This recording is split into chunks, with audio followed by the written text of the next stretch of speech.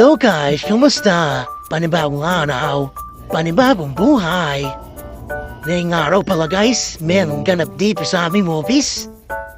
Meron daw palaro para sa mga empleyado. For engagement din at banding sa iba't ibang department. May apat daw kasing game silang hinanda. At yung unang laro guys, yung tinatawag na agawan ng panyo. Kung sino daw ako na makakuha, siyang panalo. Pero, kapag nawakan siya ng kalaban, sanaling puntos, basta ganun. Tapos, ito nga pala yung mga teammates ko. Medyo mga competitive sila, sa totoo lang. Ayaw din magpatalo sa buhay. Parang ako, laban ang munaban. Nabig sinasabi, hey. Yung pandalawang laro pa na namin guys, parang Squid Game.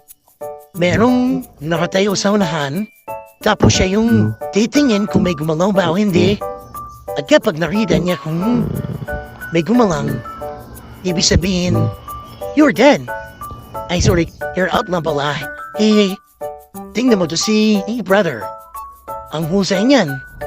Di talaga yan gumagalaw guys. Diba? Oh, angas. Tapos yung pala namin guys, yung pantry game naman, parang piko lang. Basta alam mapunta yung pamato sa labas na hindi na pupunta sa guwit yung pamato. Parang madali lang yan guys, pero challenging din yan. Kasi dyan din malusobok yung kontra mo sa pangsipa. Parang pag-kontra mo ng emosyon mo. Sa tao hindi ka naman gusto. Boom! Charot! At yung panghuli naming game ay yung nilalaro namin ng mga bucket spammy guys. O yung traditional Filipino game na tinatawag na Chinese Garter or Chinese Garter. Masaya to guys kasi matatry na mga ibang lahi yung isa sa mga laro natin. Sa tingin ko mo, nag-enjoy din naman sila. Siyempre, meron din ako. Nag-enjoy din tayo yan guys na matindi. Kasi kahit na mga adult na tayo, nagbalik yung parang alaala ng mga araw na sobrang saya ng pagkabata natin. Ganun feeling.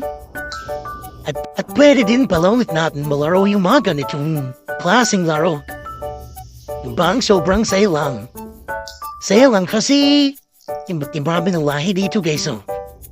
Pero mo, nag-enjoy naman lahat kahit na paano. Hehe. Siyempre guys, di mawawalang picture yan for the memories. Point 5. Hanggang sa muli, paalam.